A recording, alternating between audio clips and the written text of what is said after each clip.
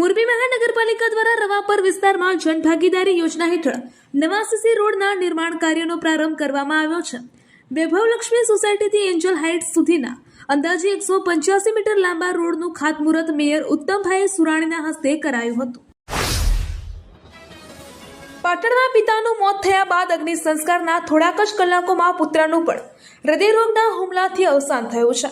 ગણતરીના જ કલાકોમાં ઘરના 2 સભ્યોના મોત થતાં પરિવારમાં શોકનો માહોલ છવાયો હતો.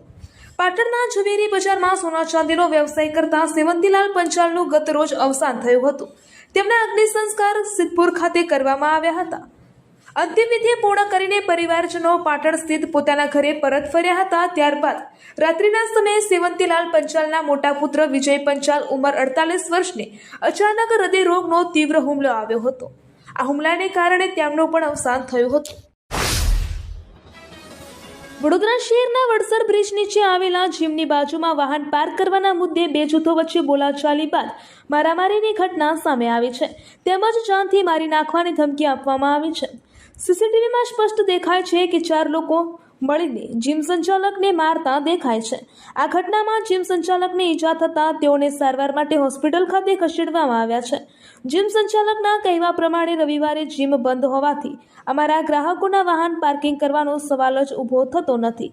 એ લોકોએ ખોટા આક્ષેપ કરીને મને અને મારા ભાઈને માર માર્યો હતો. એ લોકોએ તીક્ષ્ણ હથિયાર લઈને આવ્યા હતા અને એ પણ સીસીટીવીમાં પણ સ્પષ્ટ દેખાય છે. ગીર સોમનાથ જિલ્લામાં વિશ્વ સિંહ દિવસની ઉજવણી કરવામાં આવી હતી.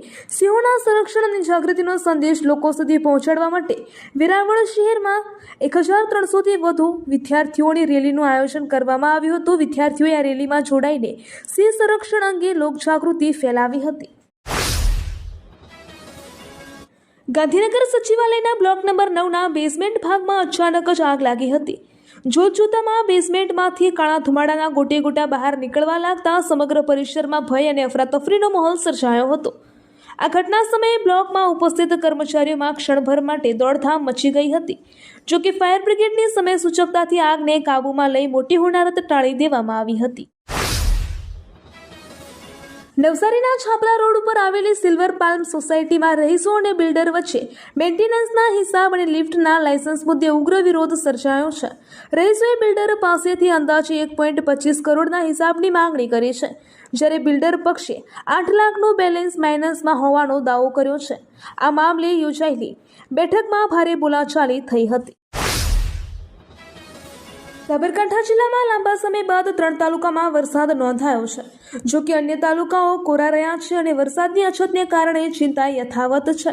સોમવારે સવારે હિંમતનગરમાં વાદળછાયા વાતાવરણને કારણે અંધારપટ જેવી સ્થિતિ સર્જાઈ હતી, પરંતુ માત્ર હળવા છાંટા પડ્યા હતા. છેલ્લા 24 કલાકમાં જિલ્લાના 8માંથી 3 તાલુકામાં વરસાદ નોંધાયો છે, જેમાં ખેડબ્રહ્મામાં 15 મીમી, વિજયનગરમાં 8 મીમી અને વડાલીમાં 3 મીમી વરસાદ પડ્યો હતો. બાકીના 5 તાલુકાઓમાં નોંધપાત્ર વરસાદ થયો નથી. પાયલબેન મુજપુરા, જે સોલર ગર્લ તરીકે જાણીતા છે, તેમનું ખેરાળી ગામે સન્માન કરવામાં આવ્યું હતું. ભરડા ગામના આ દીકરીએ સૌર ઉર્જાના ક્ષેત્રમાં સુરેન્દ્રનગર જિલ્લાનું નામ રોશન કર્યું છે. આ સન્માન સમારોહ ખેરાળી ગામે સુરાપુરા દાદાની જગ્યાએ સમગ્ર મુજપુરા પરિવાર દ્વારા યોજાયો હતો. આ પ્રસંગે પૂર્વ કેન્દ્રીય મંત્રી શ્રી મહેન્દ્રભાઈ મુજપુરા સહિત પરિવારના સભ્યો અને ગામના આગેવાનો ઉપસ્થિત રહ્યા હતા. ઉપસ્થિત મહાનુભાવોએ પાયલબેનની કામગીરીને બિરદાવી હતી. શ્રાવણ માસના પ્રારંભ પૂર્વે પ્રભાસ તીર્થ ખાતે આવેલા પ્રાચીન જૂના સોમનાથ મહાદેવ મંદિર પરિસરમાં એક નાગ દેવતા દેખાયા હતા. આ ઘટના બાદ તાત્કાલિક સ્નેક સ્નેચરને બોલાવી તેનું સુરક્ષિત રેસ્ક્યુ કરવામાં આવ્યું હતું. મંદિર પરિસરમાં સાપ દેખાતા ઉપસ્થિત ભૂદેવો અને યાત્રિકોમાં કુતૂહલ જોવા મળ્યું હતું. ભગવાન શિવના પ્રિય આભૂષણ તરીકે નાગ દેવતાનું ધાર્મિક મહત્વ હોવાથી શ્રદ્ધાળુઓમાં ભક્તિભાવ પણ પ્રગટ્યો હતો. કોઈ અનિશ્ચિત બનાવ ન બને તે માટે સ્થાનિક ભૂદેવોએ સમય સૂચકતા દાખવી સ્નેક સ્નેચરને જાણ કરી હતી અને સ્નેક સ્નેચરે આવી સાવચેતીપૂર્વક કામગીરી હાથ ધરી હતી. રથના માધ્યમથી વિદ્યાર્થીઓ સ્વામી વિવેકાનંદના આદર્શોથી પ્રેરિત થઈને ઉત્તમ નાગરિક બનવાની દિશામાં માર્ગદર્શન આપશે.